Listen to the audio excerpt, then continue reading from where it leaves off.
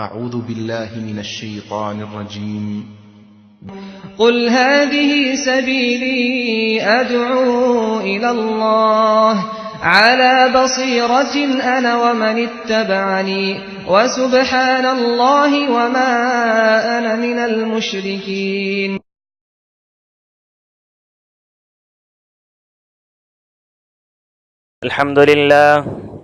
الحمد لله نحمده ونستعينه ونستغفره ونؤمن به ونتوكل عليه ونعوذ بالله من شرور أنفسنا ومن سيئات أعمالنا. من يهده الله فلا مضل له ومن يضلله فلا هادي له، وأشهد أن لا إله إلا الله وأشهد أن محمدا عبده ورسوله أرسله بالحق بشيرا ونذيرا. أما بعد، فإن خير الحديث كتاب الله، وخير الهدي هدي محمد صلى الله عليه وسلم، وشر الأمور محدثاتها، وكل محدثة بدعة، وكل بدعة ضلالة، وكل ضلالة في النار. أعوذ بالله من الشيطان الرجيم. بسم الله الرحمن الرحيم. قاف والقرآن المجيد، بل عجبوا أن جاءهم منذر منهم فقال الكافرون هذا شيء عجيب، أإذا متنا وكنا ترابا ذلك رجع بعيد، قد علمنا ما تنقص الأرض منهم وعندنا كتاب حفيظ، بل كذبوا بالحق لما جاءهم فهم في أمر مريج. أفلم ينظروا إلى السماء فوقهم كيف بنيناها وزيناها وما لها من فروج، والأرض مددناها وألقينا فيها رواسي وأنبتنا فيها من كل زوج بهيج، تبصرة وذكرى لكل عبد منيب.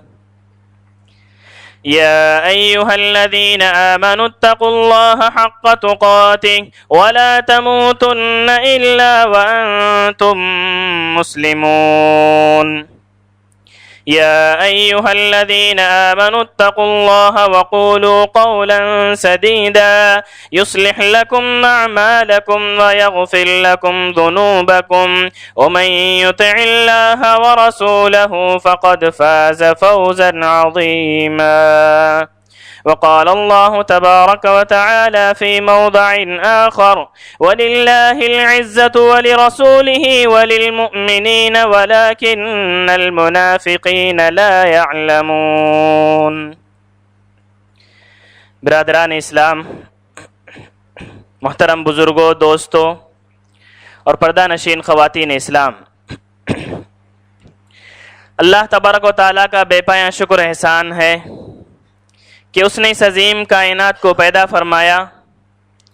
उसी अल्लाह रब्बुल आलमीन ने हम तमाम को अशरफुल मखलूक़ात बनाकर उम्मत मुहम्मदिया सल्लल्लाहु अलैहि वसल्लम में से बनाया। दरूद व सलाम हो तमाम अंबिया अलैहिमुस्सलातु वस्सलाम पर, खुसूसन आखिरी नबी जनाब मुहम्मदुर रसूलुल्लाह सल्लल्लाहु अलैहि वसल्लम पर, जिन्होंने मेहनतों और कोशिशों से आज हम तक इस्लाम पहुँचाया और हम आसानी के साथ इस्लाम के साये में ज़िंदगी गुजार रहे हैं। मोहतरम हाज़िरीन, हर इंसान इस दुनिया के अंदर एक बाइज़्ज़त ज़िंदगी गुजारना चाहता है। उसकी ख्वाहिश होती है कि लोग उसकी इज़्ज़त करें, उसका एहतराम करें, उसके बारे में हुस्न ज़न रखें, उसको अच्छी नज़रों से देखें। ये हर इंसान की ख्वाहिश होती है और ये ख्वाहिश जायज़ है, कोई बुरी बात नहीं है। इस्लाम इंसान की जिन चीज़ों की हिफाजत करता है उनमें उसकी इज्जत भी है। अल्लाह के रसूल सल्लल्लाहु अलैहि वसल्लम ने फरमाया, कुल्लुल मुस्लिमी अलल मुस्लिमी हरामुन दमुहु व मालुहु व इर्दुहु, कि हर मुसलमान के दूसरे मुसलमान पर तीन चीज़ें हराम हैं। क्या क्या? اس کا مال، اس کی عزت اور اس کا خون. کوئی بھی مسلمان دوسرے مسلمان کی یہ تین چیزیں ناحق سلب نہیں کر سکتا، کھینچ نہیں سکتا. نہ تو اسے ناحق قتل کر سکتا ہے، نہ تو اس کی عزت و آبرو سے کھلواڑ کر سکتا ہے، اور نہ ہی اس کے مال کو ہڑپ کر سکتا ہے. یہ تینوں چیزیں ایک مسلمان کی دوسرے مسلمان پر حرام ہیں. ایک اور مقام پر اللہ کے رسول صلی اللہ علیہ وسلم نے فرمایا کہ جو شخص اپنی عزت کی حفاظت کرتے ہوئے، اپنی عزت و آبرو کی حفاظت کرتے ہوئے قتل کر دیا جائے وہ شہید ہے. اللہ کے رسول صلی اللہ علیہ وسلم نے اس کو شہادت کا بلند مقام نصیب فرمایا. آپ نے فرمایا من قتل دون عرضہ فہو شہید، جو آدمی اپنی عزت کی حفاظت کرتے ہوئے مر جائے، شہید ہو جائے، تو اللہ کے رسول نے فرمایا کہ وہ شہید ہے. اپنی عزت کی حفاظت کرنا انسان پر ضروری ہے. عزت کی حفاظت کرتے ہوئے وہ قتل کر دیا جائے تو اس کو شہادت کا بلند مقام نصیب ہوگا. تو محترم حضرات، یہ عزت کی حفاظت کرنا یا عزت کے ساتھ رہنا یہ ہر انسان کی خواہش ہوتی ہے. تو معاشرے کے اندر عزت کیسے حاصل کی جائے، یہ بہت ہی اہم سوال ہے. کیسے انسان عزت حاصل کر سکتا ہے؟ عام طور پر لوگ یہ سمجھتے ہیں کہ عزت جو حاصل ہوتی ہے وہ مال و دولت سے، مقام و مرتبے سے، عہدے اور منصب سے، اور خاندان اور قبیلے سے عزت حاصل ہوتی ہے، اور لوگ انہی کو سہارا بھی بناتے ہیں عزت حاصل کرنے کے لیے. فرعون نے انہی چیزوں کو سہارا بنایا، انہی چیزوں کو اپنی عزت و سربلندی کا ذریعہ بنا کر اس نے اپنی خدائی کا دعویٰ بھی کر بیٹھا. وہ پوچھنے لگا لوگوں سے الیس لی ملک مصر وہذہ الانہار تجری من تحتی افلا تبصرون، یہ مصر کی بادشاہت میرے لیے نہیں ہے، یہ پوری بادشاہت میری ہے، اور یہ جو نیچے سے ندیاں بہ رہی ہیں میرے نیچے سے، کیا آپ کو نظر نہیں آتا؟ تو گویا ان چیزوں کو اس نے اپنی عزت اور سربلندی کا ذریعہ سمجھا کہ مصر کی بادشاہت اس کی ہے، تو گویا اسی کو عزت، اسی کو معزز سمجھنا چاہیے، اور اس نے اپنے آپ کو خدائی کا دعویٰ بھی کر بیٹھا. تو محترم حضرات، عزت حاصل کرنے کے لیے لوگ انہی کو ذریعہ سمجھتے ہیں. کفار و مشرکین کہا کرتے تھے، دعویٰ کیا کرتے تھے کہ ان کے پاس مال اور اولاد زیادہ ہے، اس لیے وہ کہا کرتے تھے کہ ہم بہت ہی معزز ہیں، بہت ہی محترم ہیں. وقالوا نحن اکثر اموالا واولادا وما نحن بمعذبین، کہ ہمارے پاس مال بہت زیادہ ہے، ہمارے پاس اولاد بہت زیادہ ہے، ہم کو عذاب نہیں دیا جائے گا، یعنی ہمارے سلسلے میں کوئی ذلت کی بات نہیں ہوگی، ہم کو اللہ تعالیٰ عذاب نہیں دے گا، اس لیے کہ ہمارے پاس بہت زیادہ مال ہے، ہم بہت مال والے ہیں، بہت ہی اولاد والے ہیں، ہماری بے عزتی نہیں ہوگی. تو محترم حضرات، لوگ اس کو سمجھتے تھے کہ یہ عزت کا ذریعہ ہے. اور انبیاء کرام کی تعلیمات کو لوگوں نے جو جھٹلایا، تو اس کا اصل سبب یہی تھا کہ انبیاء کرام میں اکثر کی تعداد صاحب حیثیت نہیں تھی. وہ لوگ انبیاء کی دعوت پر، وہ انبیاء کی تعلیمات پر اس لیے اعتراض کیا کرتے تھے کہ وہ صاحب حیثیت نہیں، مالدار نہیں ہیں. اللہ کے رسول صلی اللہ علیہ وسلم جب دعوت اسلام پیش کیے لوگوں کے سامنے، تو اہل مکہ اور اہل طائف یہ سمجھ رہے تھے کہ یہ اس زمانے میں مکہ اور طائف بڑی بستیاں شمار کی جاتی تھی حجاز کی. تو وہ لوگ کہنے لگے، اعتراض کرنے لگے، لولا نزل هذا القرآن على رجل من القريتين عظيم، کہ قرآن ان دو بستیوں میں سے کسی بستی کے کسی بڑے آدمی پر کیوں نازل نہیں ہوا؟ قرآن مجید یہ جو نازل ہوا یہ ایک عام آدمی پر نازل ہوا، وہ صاحب حیثیت بھی نہیں، مالدار بھی نہیں ہے، اس پر کیوں نازل ہوا؟ اہل طائف اور اہل مکہ میں سے بڑے بڑے لوگ ہیں، مالدار لوگ ہیں، ان میں سے کسی پر قرآن مجید کیوں نازل نہیں ہوا؟ تو یہ نبی کریم صلی اللہ علیہ وسلم کی دعوت پر اور ان کی نبوت پر اعتراض کرتے ہوئے ان لوگوں نے کہا تھا کہ یہ آپ صاحب حیثیت نہیں ہے، قرآن نازل ہوتا تو کسی بڑے آدمی پر نازل ہوتا. اسی طریقے سے فرعون حضرت موسیٰ علیہ السلام کی نبوت پر اعتراض کرتے ہوئے کہنے لگا فلولا القی علیہ اسورۃ من ذہب او جاء معہ الملائکۃ مقترنین، کہ یہ نبی کیوں بنا، کیسے بنا؟ اگر کاش ایسے ہوتا کہ اس پر سونے کے کنگن اتارے جاتے یا پھر فرشتے صف باندھ کر اس کے پاس آ جاتے. نے گویا وہ مالدار ہونا چاہیے، نبی کو مالدار ہونا چاہیے، یہ اسی کو عزت کے قابل سمجھتے تھے. تو محترم حضرات، یہ لوگ دنیاوی اعتبار سے یہ عزت کے قابل سمجھتے تھے. قوم بنی اسرائیل کی قوم اپنے دشمنوں سے بہت ہی تنگ آ گئی تھی، ان کے ظلم و ستم سے بہت ہی تنگ آ گئی تھی، تو اپنے نبی سے جا کر عرض کیا، انہوں نے درخواست کی کہ اے نبی آپ ہمارے لیے ایک امیر بنا دیجئے کہ ہم اس کی قیادت میں رہ کر، اس کی امارت میں رہ کر ان سے جنگ کریں گے، اپنے دشمنوں سے جنگ کریں گے۔ تو نبی نے کہا کہ اللہ تبارک و تعالیٰ نے تمہارے اوپر طالوت کو مقرر کیا ہے کہ تم اس کی امارت میں رہ کر، ان کی قیادت میں رہ کر تم جنگ کرو، اپنے دشمنوں سے لڑو۔ تو وہ لوگ اعتراض کرنے لگے، قوم بنی اسرائیل لوط پر اعتراض کرنے لگے، کہنے لگے انا یکون لہ الملک علینا، ہم پر وہ بادشاہ کیسے بن سکتا ہے، بادشاہت کا حقدار وہ کیسے بنا، ونحن احق بالملک منہ، ہم اس سے بھی زیادہ بادشاہت کے حقدار تھے۔ ولم یؤت سعۃ من المال، کیا وجہ تھی ان کے اعتراض کے؟ ولم یؤت سعۃ من المال، وہ صاحب حیثیت بھی نہیں ہے، وہ کوئی بڑا مالدار بھی نہیں ہے، تو کیسے ان کو ہم پر بادشاہ بنا دیے، کیسے ان کو ہمارے اوپر امیر بنا دیے؟ تو ان کے اعتراض کا سبب یہ تھا کہ یہ لوط جو ہے صاحب حیثیت نہیں تھے، کوئی مالدار نہیں تھے۔ تو محترم حضرات، دنیاوی اعتبار سے لوگ عزت حاصل کرنے کے لیے انہیں کو اپناتے ہیں۔ یہ عزت اور ذلت اللہ کے اختیار میں ہے، اللہ کے ہاتھ میں ہے، جسے چاہے اللہ تعالیٰ عزت بخشے اور جسے چاہے اللہ تعالیٰ ذلیل و خوار کر دے۔ اللہ تعالیٰ کہتا ہے وَتُعِزُّ مَن تَشَاءُ وَتُذِلُّ مَن تَشَاءُ، کہ اللہ تعالیٰ تو جسے چاہے عزت عطا کرتا ہے اور تو جسے چاہے ذلیل کر دے۔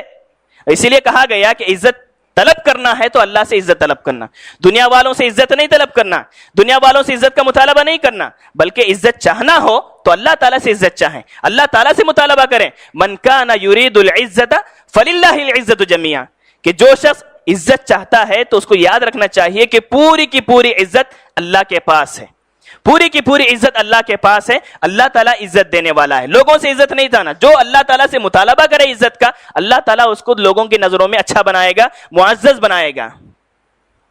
بعض نادان مسلمان یہ سمجھتے ہیں کہ کفار و مشرکین کی جو ظاہری چمک دمک ہے، ان کی شان و شوکت ہے، کافروں کی مال و دولت کے اعتبار سے ان کی بہت ہی آن بان شان ہے، لوگ سمجھتے ہیں کہ ان کی دوستی کرنے کی وجہ سے، ان کے ساتھ رہنے کی وجہ سے ہماری بھی عزت ہوگی، لوگ ہماری بھی قدر کریں گے، ہم کو بھی اچھی نظروں سے دیکھیں گے، یہ سمجھتے ہیں۔ اللہ تبارک و تعالیٰ ایسے لوگوں کے تعلق سے کہتا ہے الذین یتخذون الکافرین اولیاء من دون المؤمنین، جو لوگ مومنین کو چھوڑ کر کافروں سے دوستی کرتے ہیں۔ کیا سمجھ ایبتغون عندہم العزہ، کیا وہ کافروں کے پاس عزت تلاش کرتے ہیں؟ فَإِنَّ الْعِزَّةَ لِلَّهِ جَمِيعًا، تو سمجھنا چاہیے کہ کافروں کے پاس کوئی عزت نہیں ہے، بلکہ عزت ہے تو اللہ تعالیٰ کے پاس ہے، عزت ہے تو اللہ تعالیٰ کے پاس ہے۔ تو یہ کافروں اور مشرکوں سے دوستی کر کے انسان سربلندی حاصل نہیں کر سکتا، عزت حاصل نہیں کر سکتا۔ اللہ تعالیٰ کہتا ہے کہ ایسے لوگوں کو عزت نہیں ملے گی، بلکہ عزت انہی لوگوں کو ملے گی جو اللہ تعالیٰ کے حکام پر عمل کریں گے۔ تو محترم حضرات، یہ دنیاوی معیارات تھے عزت کے کہ انسان کیسے کیسے عزت حاصل کرتا ہے، لیکن ایک مومن بندے کو عزت کیسے حاصل کرنی چاہیے، اور حقیقی معزز انسان کون ہے، حقیقت میں شریف انسان کون ہے۔ تو چند چیزیں ایسی ہیں کہ جن کی وجہ سے ہم دنیا میں ایک باعزت زندگی گزار سکتے ہیں، اللہ کی نظروں میں معزز بن کر کے زندگی گزار سکتے ہیں۔ پہلی بات کہ ہم معزز زندگی گزارنا چاہتے ہیں، عزت والی زندگی گزارنا چاہتے ہیں، تو اس کا معیار ایمان ہے اور اسلام ہے۔ ایمان اور اسلام کی وجہ سے اللہ تبارک و تعالیٰ عزت اور سربلندی عطا کرتا ہے۔ اس لیے کہتا ہے وَلِلَّهِ الْعِزَّةُ وَلِرَسُولِهِ وَلِلْمُؤْمِنِينَ وَلَكِنَّ الْمُنَافِقِينَ لَا يَعْلَمُونَ، کہ عزت ہے تو اللہ تعالیٰ کے لیے ہے، اس کے رسول کے لیے ہے اور مومنین کے لیے ہے عزت۔ وَلَكِنَّ الْمُنَافِقِينَ لَا يَعْلَمُونَ، یہ منافقین کو معلوم نہیں ہے کہ یہ چیز کہ عزت جو ملتی ہے وہ اللہ اور اس کے رسول کو اور ان پر ایمان لانے والوں کو ہے، مومنین کو اللہ تعالیٰ عزت عطا کرتا ہے۔ تو محترم حضرات، فلسطین پر جب مسلمانوں نے حملہ کیا تو وہاں کے جو عیسائی تھے، کرسچن لوگ تھے، انہوں نے اس شرط پر صلح پر آمادہ ہوئے، وہ لوگ آمادہ ہوئے کہ ہم صلح کریں گے، مگر یہ شرط ہے کہ آپ کے امیر جو ہیں ہمارے پاس آ جائیں، آپ کے جو امیر المومنین ہیں، مومنین کے ذمہ دار ہیں، وہ خود ہمارے پاس آئیں، صلح کی شرطیں وہ مقرر کریں تو ہم مان لیں گے۔ تو حضرت ابو عبیدہ بن جراح رضی اللہ عنہ مسلمانوں کے کمانڈر تھے، پورا حال سنا دیا حضرت عمر بن خطاب رضی اللہ عنہ کو، وہ امیر المومنین تھے اس وقت میں۔ تو عمر فاروق رضی اللہ عنہ ملک شام کا سفر کیے، مدینے سے نکل گئے، ملک شام کی طرف نکلے جہاں پر یہ عیسائی فلسطین تھا۔ تو حضرت عمر رضی اللہ عنہ ایک جگہ سے ایسے گزرے جہاں پر دریا تھا، تو وہ امیر المومنین اپنے جوتے اپنے کندھے پر اٹھا لیے اور پھر اپنی سواری سے اتر کر پیدل چلنے لگے۔ جب دریا پار کیے، پانی پار کیے، تو ابو عبیدہ بن جراح رضی اللہ عنہ آپ کے استقبال کے لیے وہاں پر آئے ہوئے تھے۔ یہ دیکھ کر تعجب میں پڑ گئے, حیران ہو گئے کہ امیر المومنین آپ یہ کیا کر رہے ہیں. ان سے پوچھنے لگے امیر المومنین سے, حضرت عمر بن خطاب رضی اللہ عنہ سے پوچھنے لگے کہ امیر المومنین آپ کیا کر رہے ہیں, اپنے جوتے اپنے کاندھوں پر رکھ لیے ہیں, پیدل چل کے آ رہے ہیں, آپ یہ کیا کر رہے ہیں؟ آپ کی تو عزت اتنی ہے, لوگ آپ کا نام سن کر کانپ جاتے ہیں, اتنی ہیبت ہے لوگوں کی. اگر آپ کو اس حالت میں دیکھیں گے تو ہیبت چلی جائے گی, آپ کا جو روب ہے, آپ کا جو دبدبہ ہے, یہ ان کے دلوں سے نکل جائے گا. تو اس وقت میں حضرت عمر بن خطاب رضی اللہ عنہ نے کیا فرمایا؟ ابو عبیدہ بن جراح رضی اللہ عنہ سے, جو مسلمانوں کے کمانڈر تھے اس وقت میں, کہا کہ لو یقول ذا غیرک جعلتہ نکالا لامت محمد. اے ابو عبیدہ, اگر تمہارے علاوہ کوئی اور یہ بات کہتا تو میں اس کو ایسی سزا دیتا کہ پوری امت محمدیہ کے لیے ایک عبرت کی جگہ بن جاتی, عبرت کا نشان بن جاتی. آپ کمانڈر ہیں اس لیے چھوڑ رہا ہوں, آپ ایسی بات کر رہے ہیں کہ ہم کو عزت اسی لیے ملی ہے. تو پھر حضرت عمر بن خطاب رضی اللہ عنہ نے وہ جملہ, تاریخی جملہ کہا جو سرہنے الفاظ میں لکھنے کے قابل ہے. حضرت عمر بن خطاب رضی اللہ عنہ نے حضرت ابو عبیدہ بن جراح رضی اللہ عنہ کو خطاب کرتے ہوئے فرمایا تھا, انا کننا اذل قوم, کہ سنو ابو عبیدہ, ہم ذلیل قوم تھے, فاعزنا اللہ بالاسلام, اللہ نے ہم کو اسلام کی بدولت عزت بخشی ہے. فمہما نطلب العزہ بغیر ما اعزنا اللہ به اذلنا اللہ, یاد رکھو کہ اللہ نے ہمیں اسلام کی وجہ سے عزت بخشی ہے. اگر ہم اسلام کو چھوڑ کر کسی اور چیز کے ذریعے سے عزت حاصل کرنا چاہیں تو اللہ تعالی ہمیں ذلیل کر دے گا. یاد رکھیں کہ ہم کو جو عزت ملی ہے وہ اسلام کی وجہ سے ملی ہے, کوئی اور چیز نہیں ہے. ہماری عزت اور ہماری سربلندی اسی میں ہے کہ ہم اسلام پر عمل کرتے ہیں. اللہ نے ہم کو عزت دی ہے تو اسلام کی بدولت دی ہے, ہمارا کوئی دوسرا ذریعہ نہیں ہے. تو حضرت عمر بن خطاب رضی اللہ عنہ نے اتنی سخت بات کہی کہ اللہ نے جو عزت ہم کو عطا کی ہے مسلمانوں کو, وہ اسلام کی بدولت عطا کی ہے. تو محترم حضرات, عزت حاصل کرنے کا ایک اہم ذریعہ یہ اسلام پر عمل کرنا ہے, اسلام کی انہیں ایمان رکھنا ہے. اور دوسری چیز, دوسرا معیار کہ انسان کی عزت کا ایک دوسرا معیار وہ تقویٰ ہے. اللہ تبارک و تعالیٰ فرماتا ہے کہ یا ایھا الناس انا خلقناکم من ذکر وانثی وجعلناکم شعوبا وقبائل لتعارفوا ان اکرمکم عند اللہ اتقاکم, کہ لوگوں ہم نے تم کو ایک مرد ایک عورت سے پیدا کیا اور تمہارے درمیان قبیلے اور کنبے بنائے تاکہ تم ایک دوسرے کو پہچان سکو. پھر اللہ تعالیٰ کہتا ہے ان اکرمکم عند اللہ اتقاکم, اللہ کے پاس سب سے زیادہ معزز انسان تم میں وہ شخص ہے جو اللہ تعالیٰ سے سب سے زیادہ ڈرنے والا ہو, سب سے زیادہ متقی بندہ ہو. ایسا بندہ اللہ تعالیٰ کے پاس سب سے باعزت ہے, سب سے محترم ہے. ایسا انسان ہی اللہ کے پاس قابل اعزاز ہے, قابل عزت ہے. تو محترم حاضرین, یہ تقویٰ یہ ہمارا معیار ہونا چاہیے عزت حاصل کرنے کا. اللہ کے رسول صلی اللہ علیہ وسلم نے خطبہ حجۃ الوداع میں بہت ساری چیزیں فرمائیں, اس میں یہ بھی فرمایا تھا کہ لا فضل لعربی علی عجمی ولا عجمی علی عربی ولا اسود علی احمر ولا احمر علی اسود الا بالتقوی. اللہ کے رسول نے فرمایا کہ لوگوں, کسی عربی کو کسی عجمی پر کوئی فضیلت حاصل نہیں ہے, اسی طریقے سے کسی عجمی کو کسی عربی پر کوئی فضیلت حاصل نہیں ہے, کسی کالے کو کسی گورے پر اور کسی گورے کو کسی کالے پر کوئی فضیلت حاصل نہیں ہے. اگر فضیلت حاصل ہے, اگر فوقیت حاصل ہے, برتری ہے, تو وہ تقویٰ ہے کہ جو بندہ سب سے متقی ہوگا وہ اس تقوی کی بنیاد پر اس کی فضیلت اس کو مل سکتی ہے, ورنہ کوئی اور چیز اس کو فضیلت حاصل کرنے کا ذریعہ نہیں بن سکتی. تو محترم حضرات, یہ تقویٰ ہے کہ انسان اس سے عزت حاصل کرے گا اور معزز بن سکتا ہے اللہ کی نظروں میں. تیسری چیز, اسلامی تعلیمات پر عمل پیرا ہونے کی وجہ سے اللہ تبارک و تعالیٰ انسان کو معزز بناتا ہے, محترم بناتا ہے. اللہ کی نظروں میں وہ شخص معزز ہے, محترم ہے.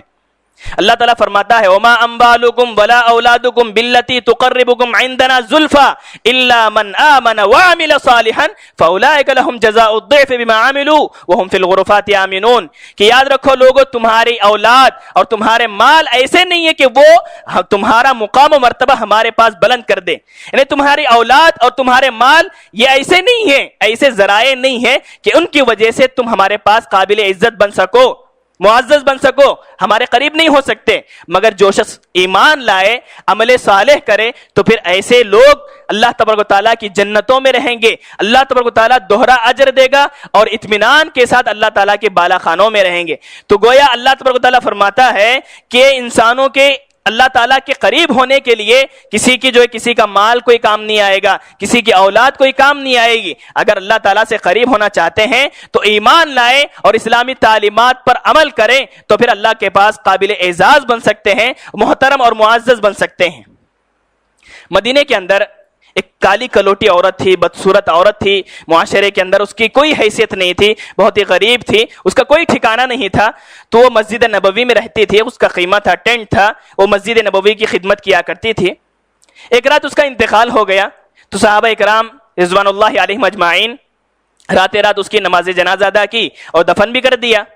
صبح اللہ کے رسول صلی اللہ علیہ وسلم مسجد تشریف لائے مگر وہ عورت نظر نہیں آئے. تو اللہ کے رسول نے پوچھا کہ بھئی وہ عورت کہاں چلی گئی؟ تو صحابہ کرام نے فرمایا کہ اللہ کے رسول رات اس کا انتقال ہو گیا, ہم نے نماز جنازہ ادا کیا اور اس کو رات ہی میں دفن کر دیا. یہ سوچ کر کے آپ کو ڈسٹرب ہو جائے گا, رات میں خلل ہو جائے گا, یہ سوچ کر ہم نے اس کو رات ہی رات دفن کر دیا, آپ کو اطلاع نہیں دی. تو اللہ کے رسول نے فرمایا کہ تم مجھے کیوں اطلاع نہیں دیے, بتاؤ اس کی خبر کہاں ہے؟ تو صحابہ کرام اس کی خبر کی طرف رہنمائی کیے. اللہ کے رسول صلی اللہ علیہ وسلم جو ہے اس کی قبر کے پاس گئے اور نماز جنازہ ادا کی. امام ابن بطار رحمہ اللہ فرماتے ہیں کہ اللہ کے رسول صلی اللہ علیہ وسلم ایک ایسی کالی کلوٹی عورت, حسب و نسب کے اعتبار سے, عزت و شرافت کے اعتبار سے کوئی حیثیت ہی نہیں تھی معاشرے کے اندر, لیکن اللہ کے رسول صلی اللہ علیہ وسلم نے ان کو اتنا اعزاز بخشا کہ خود اللہ کے رسول اس کی خبر کے پاس گئے اور نماز جنازہ ادا کیے. یہ کیا بات ہے؟ یہ دین اسلام پر عمل کرنے کی وجہ سے اللہ کے رسول صلی اللہ علیہ وسلم نے اس کو عزت عطا کی, دین اسلام پر عمل کرنے کی وجہ سے, جبکہ معاشرے کے اندر اس کی کوئی حیثیت نہیں تھی, مگر وہ مسجد نبوی کی خدمت کیا کرتی تھی, اسلام کی تعلیمات پر عمل کیا کرتی تھی, اس لیے اللہ کے رسول صلی اللہ علیہ وسلم نے اس کو اتنی عزت بخشی اور اس کی نماز جنازہ بھی ادا کی. تو محترم حضرات, ایک اور چیز جو انسان کی عزت کے لیے ذریعہ بن سکتی ہے وہ قرآن مجید کی تعلیم, قرآن مجید کو حفظ کرنا, یاد کرنا, اس کی تعلیمات پر عمل کرنا اور اس کی تلاوت کرنے کی وجہ سے انسان معزز ہو سکتا ہے, انسان کو عزت مل سکتی ہے.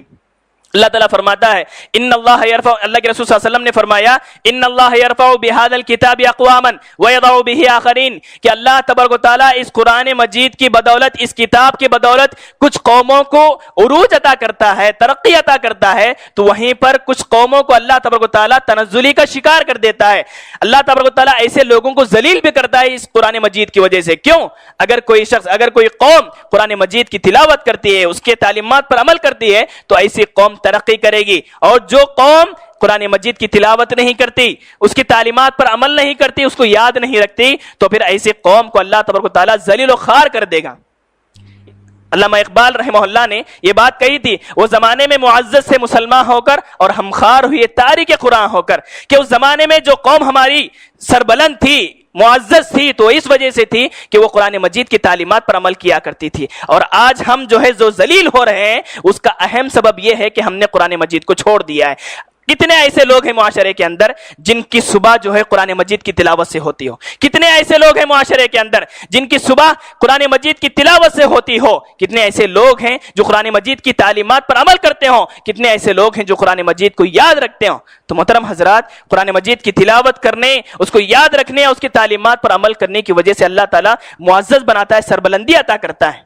اس کی اہمیت کا اندازہ ہم لگا سکتے ہیں کہ جنگ احد میں بہت سارے مسلمان شہید ہو گئے, تقریباً 70 صحابہ اکرام شہید ہوئے. تو اللہ کے رسول صلی اللہ علیہ وسلم ایک قبر میں 2-3 صحابہ اکرام کو جو ہے دفن کرنے کا حکم دیا. تو جب کسی صحابی کو, کسی شہید کو جو ہے قبر میں دفن کرنے کا موقع آتا تو اللہ کے رسول پوچھتے کہ بھئی ان میں سے کون سب سے زیادہ حافظ قرآن ہے, قرآن مجید کو جو سب سے زیادہ حافظ یاد کرنے والا ہے, تو اس کو پہلے جو ہے دفن کر دیا جائے, پہلے جو ہے قبر میں اس کو اتارا جائے. اللہ کے رسول صلی اللہ علیہ وسلم اس کو اعزاز بخشتے تھے کہ یہ جو قرآن مجید کا سب سے زیادہ عالم ہے, زیادہ جاننے والا ہو, تو اس کو پہلے قبر میں اتارا جائے. تو اللہ کے رسول صلی اللہ علیہ وسلم نے ان کو اعزاز بخشا. تو محترم حضرات, یہ قرآن مجید کی تلاوت, اس کی وجہ سے انسان کو بہت ہی عزت حاصل ہوتی ہے, قوم جو ہے ترقی کر سکتی ہے, سربلندی اس کو مل سکتی ہے. اسی طریقے سے امامت کرنا بہت بڑا مقام ہے. امامت کوئی معمولی چیز نہیں ہے, امامت کوئی معمولی چیز نہیں ہے. امامت کا حقدار وہی شخص ہے جو قوم کے اندر سب سے زیادہ قرآن کا علم رکھتا ہو. اللہ کے رسول نے فرمایا یؤم القوم اقرؤہم لکتاب اللہ وعالمہم, کہ اللہ کے رسول صلی اللہ علیہ وسلم نے فرمایا کہ امامت کا حقدار وہی شخص ہے جو قرآن مجید کو زیادہ تلاوت کرتا ہو, زیادہ یاد رکھتا ہو اور اس کا علم زیادہ اس کو ہو. تو محترم حضرات, بخاری کی ایک حدیث ہے, طویل حدیث ہے. حضرت احمد بن سلمہ رضی اللہ عنہ فرماتے ہیں, چھوٹے سے بچے تھے وہ, حضرت احمد بن سلمہ رضی اللہ عنہ فرماتے ہیں کہ ہمارا قبیلہ ایک کنویں کے پاس تھا, ایک پانی کی جگہ پر تھا. تو مکے سے لوگ آتے تھے, گزرتے تھے, تو وہاں پر پڑاؤ کیا کرتے تھے. تو ہم لوگ ان سے پوچھتے تھے کہ بھئی مکے میں کوئی شخص آیا ہے جو مطلب دعویٰ کرتا ہے نبوت کا, تو لوگ پوری چیزیں بتاتے تھے. تو اس میں سے کچھ لوگ ایسے بھی تھے جو قرآن مجید کو یاد کیا کرتے تھے, قرآن مجید کو یاد رکھے تھے, تو میں ان سے سن کر کے کچھ آیتیں یاد کر لیا تھا, کچھ سورتیں یاد کر لیا تھا. جب فتح مکہ ہوا تو اس کے بعد عرب کے بہت سارے قبائل جو ہے اسلام میں جوق در جوق داخل ہونے لگے. تو میرے والد بھی مکہ, یعنی میرے والد بھی گئے اللہ کے رسول صلی اللہ علیہ وسلم کے پاس. تو اللہ کے رسول صلی اللہ علیہ وسلم نے بہت ساری چیزوں کی نصیحت فرمائی. پھر اس کے بعد فرمایا کہ تمہاری قوم میں سب سے زیادہ جس کو قرآن مجید یاد ہے اس کو اپنا امام بنائیے. تو میرے والد جب واپس آئے تو سب لوگوں کے سامنے پیش کی یہ بات, اللہ کے رسول صلی اللہ علیہ وسلم نے نصیحت فرمائی ہے.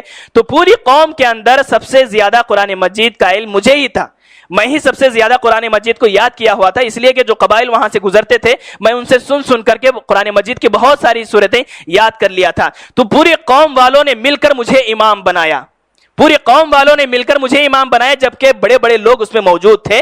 مگر یہ چھوٹے سے بچے عمر بن سلمہ رضی اللہ عنہ فرماتے ہیں کہ مجھے قرآن مجید زیادہ یاد رہنے کی وجہ سے پوری قوم والوں نے مل کر مجھے امام مقرر کیا.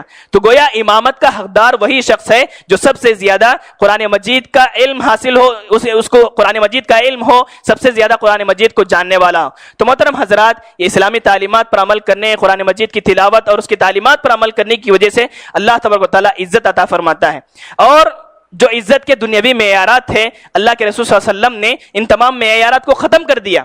اللہ کے رسول نے فرمایا کہ خاندان اور حسب و نسب کے اعتبار سے لوگ سمجھتے ہیں کہ اس کا بڑا مقام ہے, بہت ہی معزز ہے, محترم ہے. اللہ کے رسول نے فرمایا کہ نہیں, من بطأ به عمله لم يسرع الیہ نسبه, اگر کسی کا عمل اس کو پیچھے کر دے تو پھر اس کا خاندان اس کو آگے نہیں بڑھا سکتا.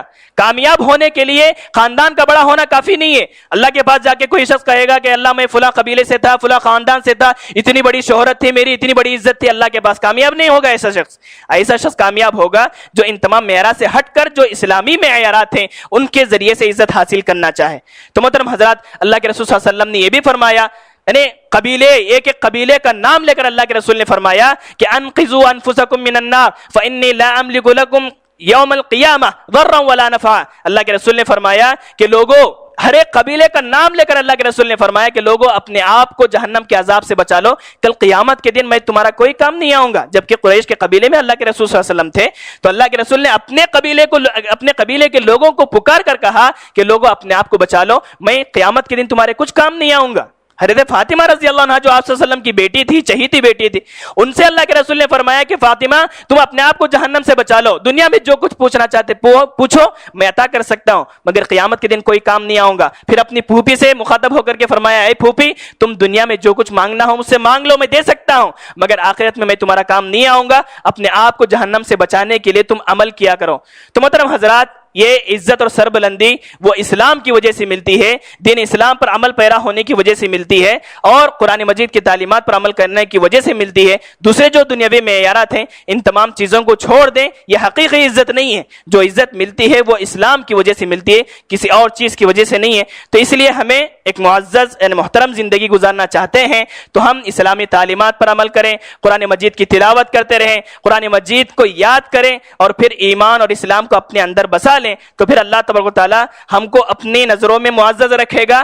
تو جس بندے کو اللہ تعالیٰ پسند کرتا ہے, محترم رکھتا ہے, تمام لوگ جو ہے اس کی عزت کرنے لگتے ہیں, اس کا احترام کرنے لگتے ہیں. تو لہٰذا ہمیں ان تمام چیزوں کو اپنا کر ایک باعزت زندگی گزارنے کی کوشش کرنی چاہیے. اللہ تبارک و تعالیٰ ہم تمام کو اس کی توفیق عطا فرمائے, جب تک ہم کو دنیا میں رکھے اسلام کی حالت میں رکھے, جب ہمارا خاتمہ ہو تو خاتمہ بالخیر فرمائے. آمین. بارک اللہ لنا ولکم فی القرآن المجید ونفعنا وإیاکم بالآیات والذکر الحکیم انہ تعالی جواد کلیم ملک بر رؤوف رحیم رب